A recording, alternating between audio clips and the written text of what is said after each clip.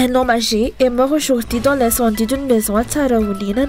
La famille demande que le feu parti d'une scierie s'est vite propagé. L'absence d'eau dans la localité a entravé l'extinction. Une situation déplorée par les habitants privés d'eau depuis 2 ans. Ils avaient déjà alerté la Jirama sans succès. Les projets d'exploitation comme QMM à Batfi ou d'autres n'ont jamais répondu aux attentes des populations, d'où la méfiance autour du projet Base Touliage. La récente visite des dirigeants à Touliage est une manœuvre pour imposer le projet, selon le RMDM, qui appelle à son arrêt. Dans l'actualité internationale, au Soudan, l'armée régulière affirme avoir entièrement repris le contrôle de l'État de Khartoum, jusque-là occupé par les forces de soutien rapide. Une première étape qui ne signifie pas pour autant que la capitale soudanaise est sécurisée. Des milliers d'engins explosifs, abandonnés par les FSR, représentent aujourd'hui un immense danger pour les habitants.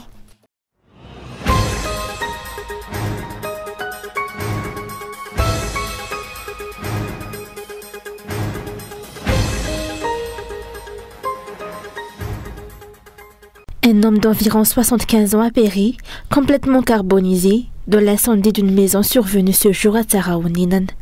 Selon les témoignages de la famille, le feu aurait débuté dans une scierie avant de se propager rapidement. Plusieurs habitants ont tenté d'éteindre les flammes, mais l'absence d'eau a aggravé la situation. Cet incendie aurait pu être maîtrisé s'il y avait eu de l'eau, selon eux. Ils soulignent que l'eau est coupée à Tsaraouninan depuis près de 2 ans.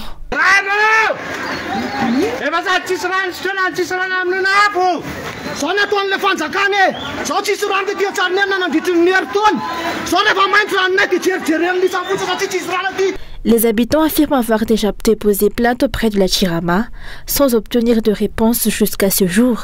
La famille du défunt a déclaré qu'elle envisage de porter plainte contre toute personne soupçonnée d'être responsable de l'incendie et ayant coûté la vie à leurs proches. Nous allons porter plainte et nous n'arrêterons pas tant que justice ne sera pas rendue. Nous voulons qu'ils aillent en prison, car mon père est mort brûlé. Il était handicapé à la suite d'un AVC, ce qui l'a empêché de fuir l'incendie. Nous avons tout tenté pour le sauver, mais c'était trop tard.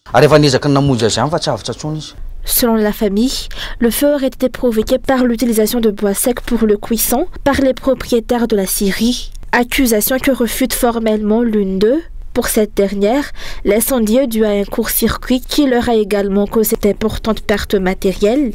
Elle n'a pas souhaité commenter la menace de poursuite à leur encontre. C'était un court-circuit, que peut-on faire contre ça? J'étais en train de surveiller notre feu de cuisson, donc cela ne vient pas de là. Notre domestique peut en témoigner. Je ne sais pas quelles mesures seront prises.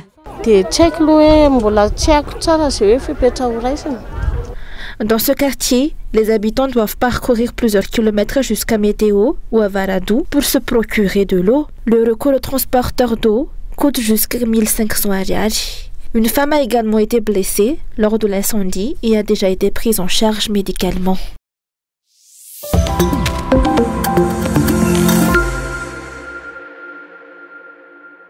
Cela fait maintenant 7 ans que l'eau de la Jirama n'arrive plus dans les robinets des Fouktan de Maït et Mbouichoun, commune rurale d'Alassour. Et jusqu'à aujourd'hui, aucune solution durable n'a été apportée, malgré les alertes répétées de la commune auprès des autorités compétentes. 2 autres Fouktan sont également privés d'eau depuis près de 3 ans. La solution provisoire, à savoir le ravitaillement en eau par camion-citerne, n'a pas pu être maintenue sur la durée. Face à l'urgence, la commune a pris le relais pour assurer le transport quotidien d'eau à la population.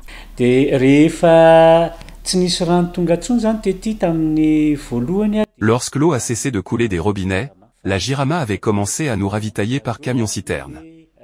À chaque passage, de longues files de bidons se formaient, dans l'attente de quelques litres. Mais progressivement, la fréquence de ces ravitaillements a fortement diminué, jusqu'à devenir quasiment inexistante. Vers le mois d'octobre dernier, les habitants ont décidé de prendre les choses en main.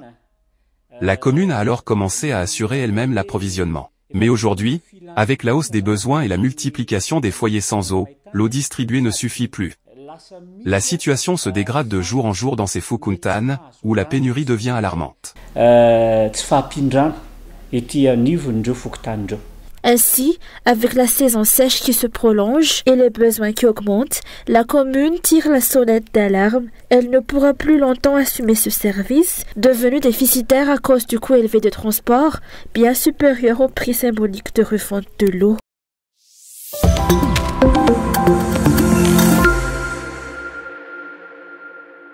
Les projets d'exploitation d'envergure mis en œuvre jusqu'à présent dans le pays, tels que QMM, Ambadfi et d'autres, n'ont jamais répondu aux besoins des régions ni aux aspirations de la population, d'où l'inquiétude des habitants concernant le projet Bastouillage.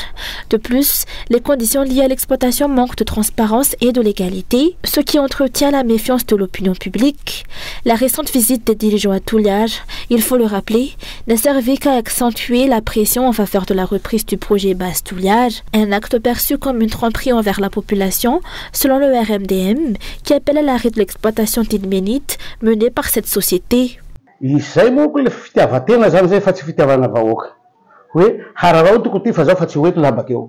de l'égoïsme, pas de l'amour pour la population. On profite du moment sans se soucier de l'avenir. Beaucoup de choses sont dites, de manière technique, par les techniciens à propos de cette base.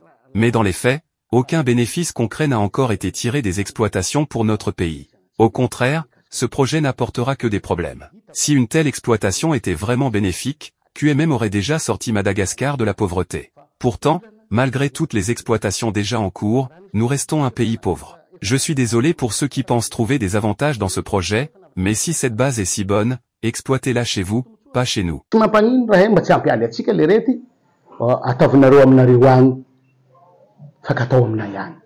L'octroi du permis d'exploitation à Bastouillage dans le sud-ouest est illégal, selon le rapport de la Cour des comptes de 2020. Des soupçons de corruption existent et des violations de la loi sont signalées. Le projet empiète sur des terres privées et des forêts protégées. La consultation des communautés locales reste insuffisante. C'est pourquoi les habitants demandent l'arrêt immédiat de cette exploitation d'ilménite à Touliage et réaffirment leur opposition au projet. Un projet jugé inadapté alors que le pays fait face à une crise généralisée, coupure d'électricité et d'eau, insécurité, pauvreté croissante.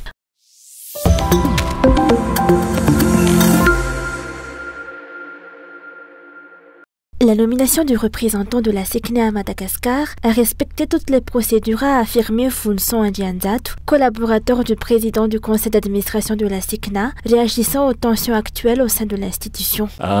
Ni fanendrena ni représentant ni SECNA et Madagascar zany dia mazava mivolazana texte. Les textes sont clairs. La nomination du représentant de la SECNA à Madagascar relève du directeur général avec l'accord du président du conseil d'administration. Ce processus a été respecté. Rolo Ranzatueln, président du conseil d'administration de la SECNA continentale, dispose des prérogatives nécessaires pour valider les propositions du DG. La forme de cette nomination varie selon les directeurs généraux successifs. Dans le cas présent, le DG a directement nommé la personne aujourd'hui contestée. Le PCA aurait choisi un malgache travaillant au Qatar. Mais puisque le DG avait tranché son choix à l'issue d'un travail avec un comité spécial, le PCA a décidé d'entériner cette désignation.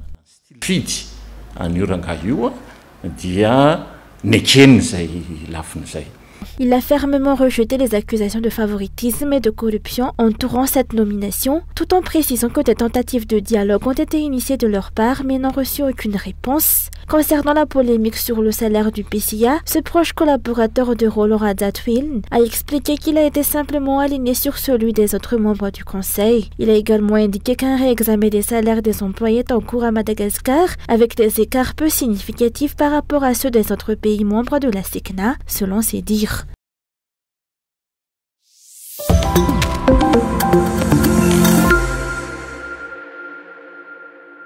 Pour gérer et résoudre les conflits sociaux actuels, il est nécessaire de procéder à l'élection des chefs de Fuktani, selon les députés du parti Fivui, Fivoarna Ivoarna Inifutni. Une élection essentielle peut répondre aux problèmes locaux, mais qui reste à ce jour ignorée.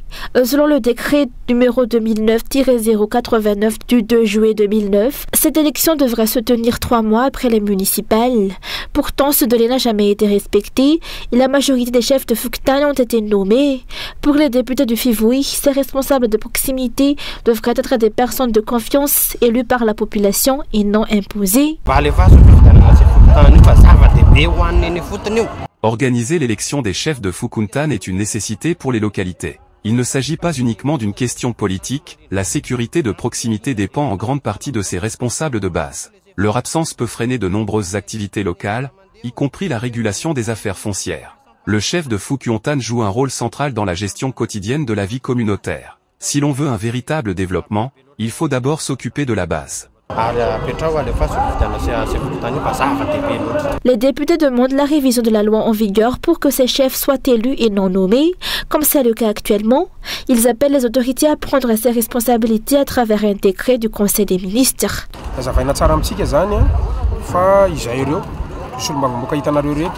Nous, députés ici présents, réclamons la tenue des élections des chefs de Fukuontan, car la loi qui encadre leur désignation relève du domaine réglementaire, non législatif.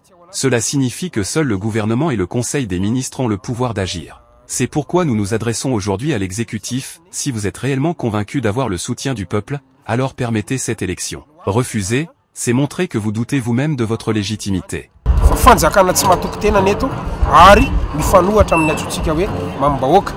Toujours selon le décret de 2009, les habitants majeurs devraient élire le chef de Fuktan et ses adjoints avant leur nomination officielle par le chef de district. Mais aujourd'hui, ces responsables sont directement désignés par les chefs de district sans consultation populaire. Conséquence, ces responsables locaux sont perçus comme des instruments politiques du pouvoir, notamment dans plusieurs Fuktan de la capitale, où ils ont été mobilisés lors des dernières élections. Ceux qui ont refusé les consignes ont été écartés, ce qui, selon les députés, contribue à la sécurité actuelle.